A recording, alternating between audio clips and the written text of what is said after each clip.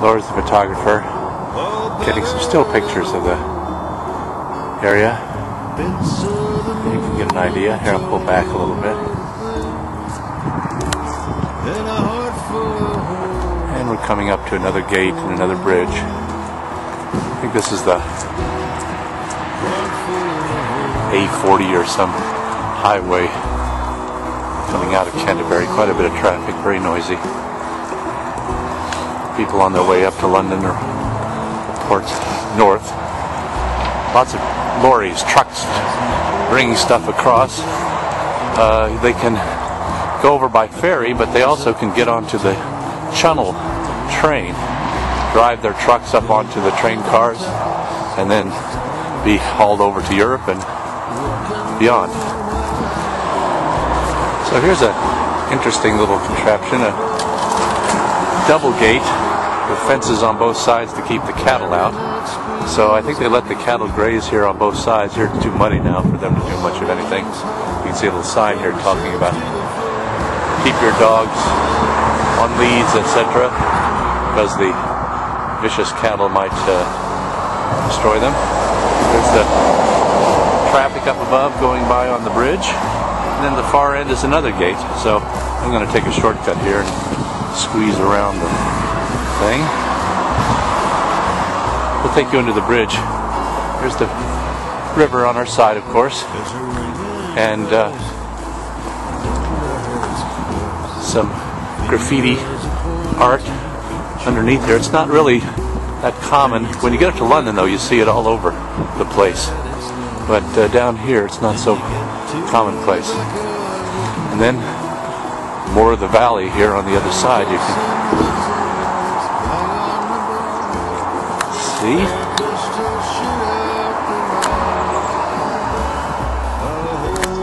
Now we're coming up to the little village, Stannington, I think is the name of it, and you can see there's some nice big houses here with large backyards. They call them gardens here, of course. And on this side, there's not just back gardens, but they look like they're little farms. You can find chicken coops and the like. A lot of poultry running around. And looks like they've actually got a little island out here using these moats because there were sheep grazing there yesterday. There's cattle you can see over there on the far side. And so it creates a little enclosure that keeps the animals in, maybe keeps the predators like foxes and such out. And then you can see the backs of the houses here along the way. This little village, well, it's not really, the highway here on our left kind of runs all the way to Ashford, and there's a fair amount of building up and down the highway, but this is a little cluster, little church steeple looks like over there, and little houses all the way along it. I think we're coming to the tail end. Looks like the chickens are out getting lots to eat this morning. We haven't had our breakfast yet. We'll be scrambling around our corn a little bit later. There's some folks walking with their dogs. Laura had read in a novel about English, not a novel, but a story about English, that the English treat their dogs better than their children. We haven't seen any mistreatment of children, but we have seen some very loving attention given to people's dogs. Yeah, here at this end of this little enclosure you can see some horses, maybe a donkey. That gray one looks more like a donkey than a horse. And at the end here they seem to have a little fence which encloses it. So we're not sure if this is just a little peninsula which is fenced off to keep the livestock in, or an actual island. But let's see if I'm getting closer to these horses. No. Yeah, they're coming over towards us. Unfortunately, we'd have to swim the river to try to pet them.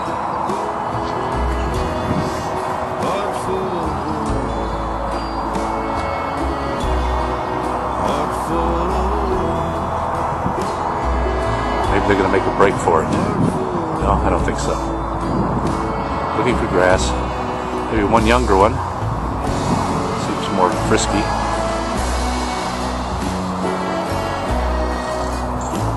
I think this is the same very old breed of horse that we were seeing before. Mostly like mules or those Asiatic horses that you sometimes see in zoos. Or maybe they're just ordinary donkeys. There we go. Oh, there's a train. Hello. Good morning. Yeah, now you see the local train, slow train, up close, zooming by. And here's the back gardens of the towns of the houses of Thannington.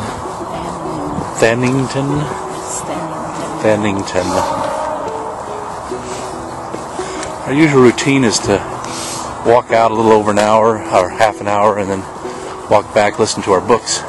So we may take fewer videos on the return trip and less commentary because we're deep into our books. Laura's listening to The Girl with the Dragon Tattoo at the moment. I'm listening to Freedom by Jonathan Franzen. And so we get some reading in as well as some exercise in the morning. Here's a little bridge you can see up ahead that takes you over into the town. We've explored there a little bit. There's some few back streets here and then the main street, but not too much to see. So we're going to push on today past this point, since we've been dawdling and talking to you guys, and see what there is to see beyond. We know if we go far enough along the road, we get to Chillum, a little village further up the river. But that's about a 5-mile walk, and that's more something Laura might undertake than me. Oh, there's some more hens. Let's see if I can get a nice picture of them. They're trying to get into the water. Kind of like spastic ducks. And they swim like it too. They have no webs on their feet, so they're kind of paddling around with their unwebbed feet. Managed to make some progress, although not very much in a strong flowing stream. They're more likely to get in and let the water carry them down river and then get out and walk back again.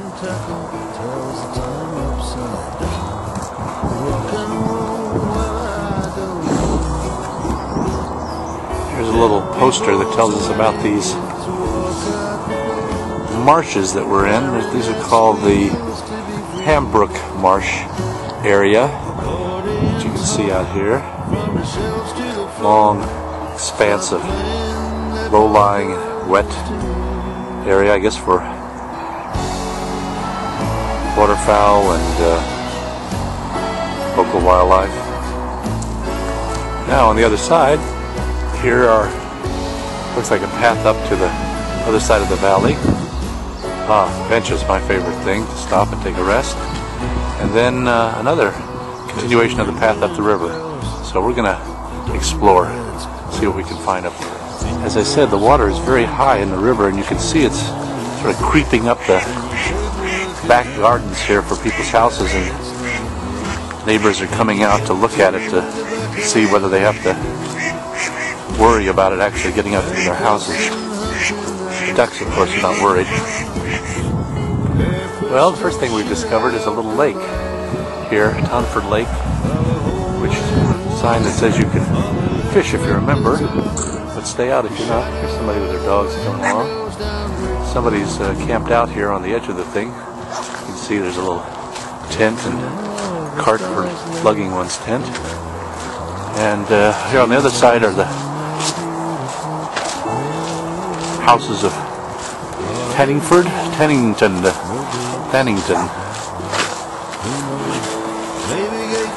And we'll just follow the yellow brick road.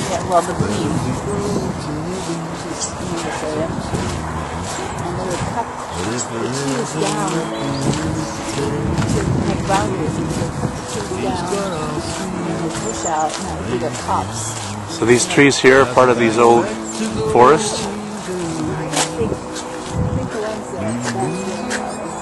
Well, there are some beautiful mature old trees here.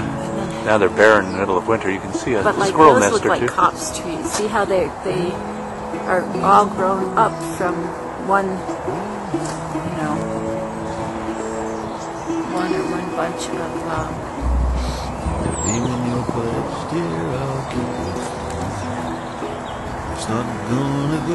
Oh, by the way, you can see here these are the molehills you're not supposed to make mountains out of. Apparently when the snow starts melting in, they push up and create these molehills everywhere, so you can see where all the moles are digging. Our friends in Germany who we visited had a whole backyard full of molehills. It's a wonder to me, I still don't understand why I was the right to be old.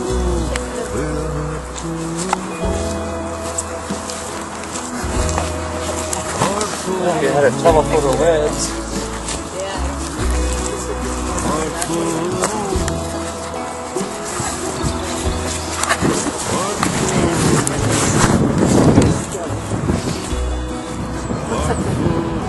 You can see the bike riders and yeah, this lake seems to continue up along quite a bit of the distance up this way.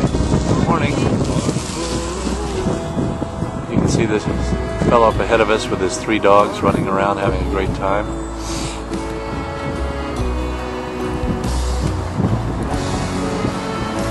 I haven't figured out what these little things on the power lines are. These small, gnarly things. I don't know if it's used to frighten birds away or serve some other function. Here on our side is an interesting old cottage with a thatched roof. I'll stop bouncing here so you can see it. Very old, timey roof and a little cottage, smaller cottage over to the side. There's our photographer trying to catch it all. Let's see what's going on the other way. Not much. See some folks here have got in their back garden some chairs that come down and sit by the river and contemplate. Beautiful old willow.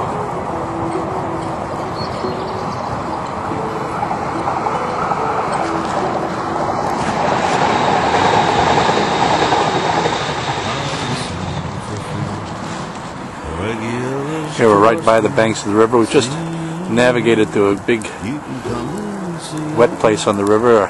Our friend there in the red jacket asked us where our Wellingtons were, which are what we should have been wearing this morning, but we foolishly thought that it'd be all dry along the pathway. Now it's actually started raining again, so we might on the way back tuck the cameras away and just concentrate on walking, listening to our books. But we'll give you if we see anything interesting on the way back, we'll pull the cameras out and record it. Well, according to this sign, this is the Mid-Kent Fisheries. This is Swan Lake, so I guess these are different lakes on the different ends. So we're just about ready to head back. Ready to? Well, I could walk further, but depends on what you want to do. I think we should head back. Okay, we're back again in our neighborhood. Back up New Street to Cross Street, which connects with Church Street and Orchard Street.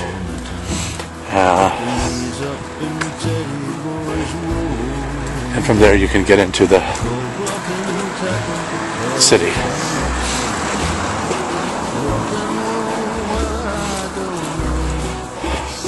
We'll take you right back to our door. Laura's listening to her book. Can't hear a thing I'm saying. Here we are. And there's a little flowered plate here on our door for number 8 Cross Street. Hope you've enjoyed our walk. Wish you guys were here with us. Bye.